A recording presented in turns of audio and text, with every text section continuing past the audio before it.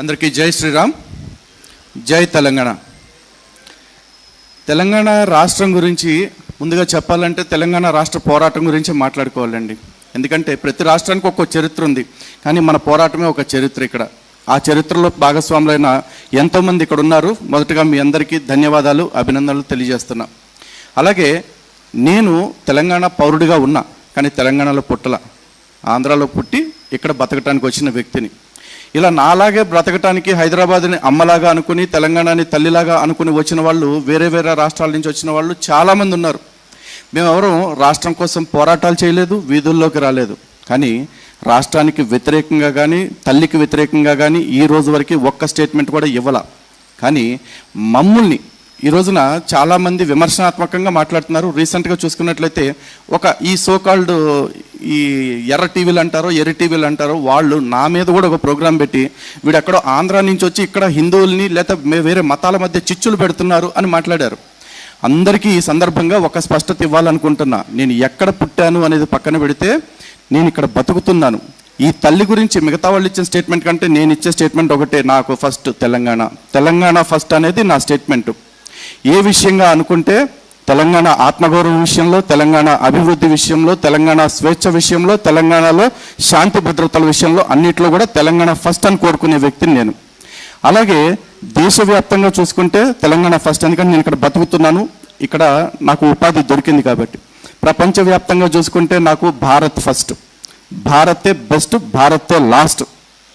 కానీ ఓవరాల్గా చూసుకుంటే నాలాంటి వాడికి ధర్మం ఫస్ట్, ధర్మం నెక్స్ట్, ధర్మం లాస్ట్. ఆ ధర్మం కోసం బతుకుతాం, ఆ ధర్మం కోసమే చేస్తాం.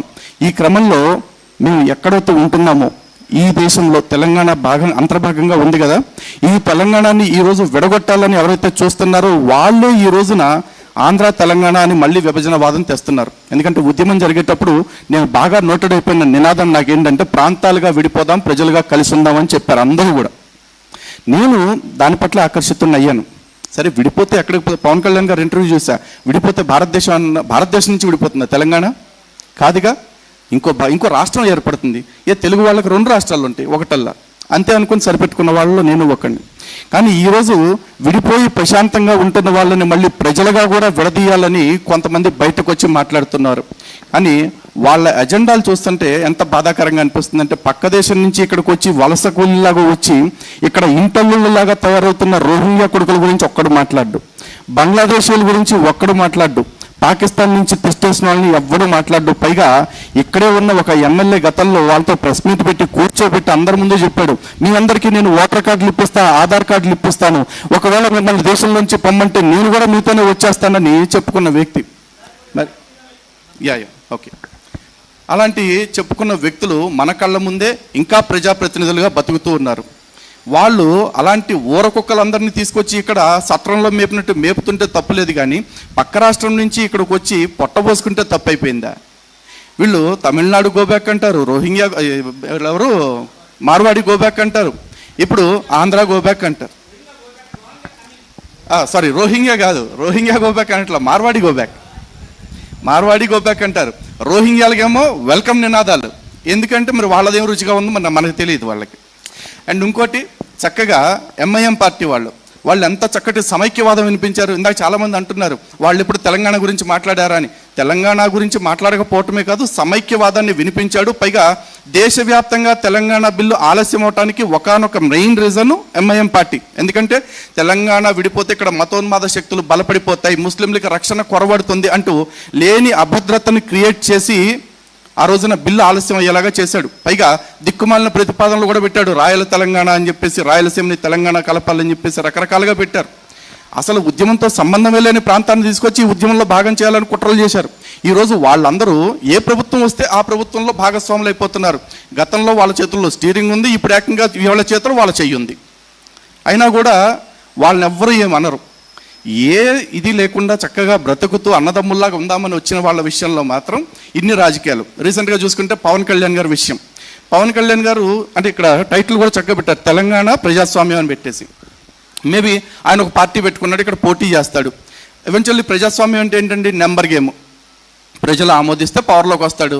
అయ్యా మీది మాది సెట్ అవ్వదు, మీ వాదం వేరు మా వాదం వేరు అనుకుంటే పక్కెళ్ళి కూర్చుంటాడు. లేకపోతే ఈ సిపిఎం సిపిఐ పార్టీలాగా తోక పార్టీలాగా మిగిలిపోతాడు. కానీ అది అసలు మాట్లాడనే వద్దు, రానే వద్దు అని చెప్తున్నారంటే ఎందుకంత భయం వీళ్ళకి మరి ఇప్పుడు? అది కూడా అర్థం చేసుకోవాలి. అండ్ రెండోది వచ్చేసి అన్నిటికంటే కీలకమైన విషయం అండి, వివక్ష. ఇప్పుడు మాట్లాడుతున్న వాళ్ళు ఎవరైతే ఉన్నారో ఈ సోకాల్డ్ గలీజ్ టీవీ వాళ్ళందరూ ఒకటే మాట మాట్లాడుతుంటారు.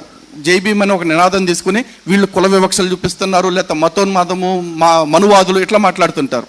మరి భారత రాజ్యాంగం మనందరికీ సమానమైన హక్కులు కొన్ని ఇచ్చింది. ఈక్వాలిటీ బిఫోర్ లా, లేకపోతే లా ఆర్టికల్స్ అగైనెస్ట్ డిస్క్రిమినేషన్, ఆర్టికల్ 14 కానీ, ఆర్టికల్ 15 కానీ, ఆర్టికల్ 16 కానీ.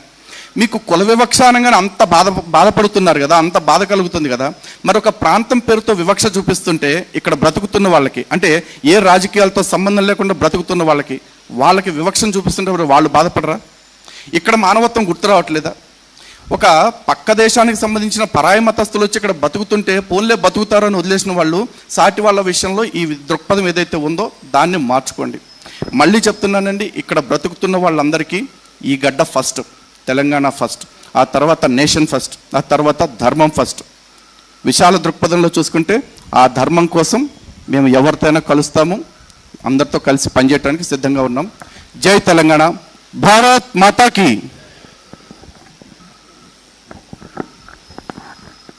తాను పుట్టిన ప్రాంతం కాకుండా అన్నదమ్ముల్లా కలిసి ఉండి అన్నదమ్ముల్లా విడిపోవడంలో తెలంగాణకు ఎంతో మద్దతు తెలిపినటువంటి లలిత్ కుమార్ గారు, అందరూ ప్రేమతో అనురాగాలతో ఉంటూ తెలంగాణలో అభివృద్ధి చేసుకోవడంలో తన భాగస్వామ్యం కూడా ఉంటుందని చెప్పినందుకు ధన్యవాదాలు.